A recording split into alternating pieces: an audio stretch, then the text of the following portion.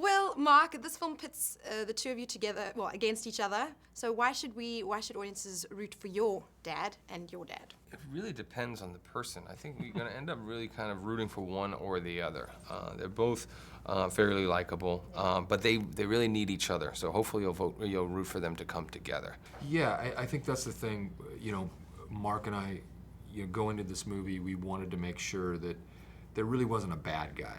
That they'll point out things to each other, inconsistencies in each other's behaviors at times, but for the most part, Dusty has to be redeemable. Brad's, he goes so far, but he feels bad about it. So in the end, it's nice because they kind of put their differences aside and do what's best for the family. You made this film, you were in New Orleans together to make it. How do you, what's the hardest thing for you being dads and being on set as well? Being away from the kids. Yeah. How do you deal with that? What is the thing that makes it work? I'm rushing home every weekend or, getting them to come out and visit. We had a little bit of homeschooling going on in Louisiana, so the kids came for a while, which was nice. But it's hard. Yeah. It's hard. It's definitely a sacrifice. Luckily, I think we both have very understanding spouses who know that it's just a concentrated amount of time, and even though it's 2.5, 3 months and longer if it's a drama, but that it will be over, and then we'll be back home, and then that's when they hand over all responsibilities to us. Mark, you produce a lot of the films that you're in. This one you didn't. You produced this one, co-producer. How does that change the experience for you?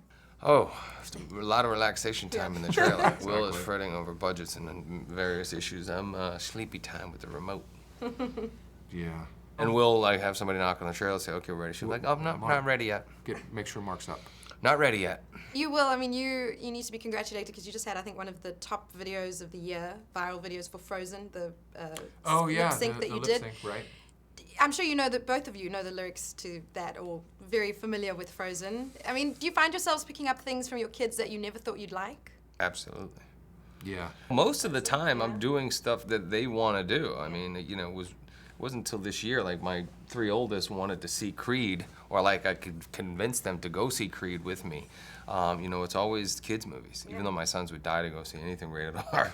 Yeah, it's true. It's true. My boys are really actually starting to want to see some things that I would actually enjoy seeing with them, and they've turned me on to Adventure Time. I actually like that cartoon. It's very strange.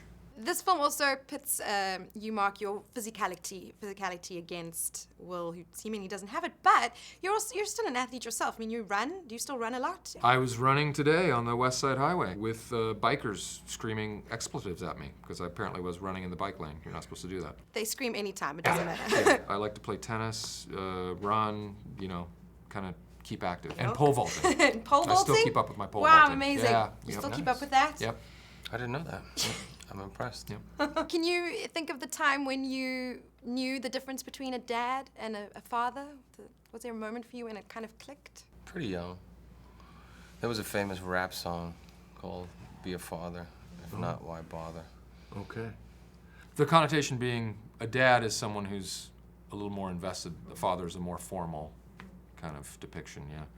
I don't know. I think... The key is being involved. Yeah.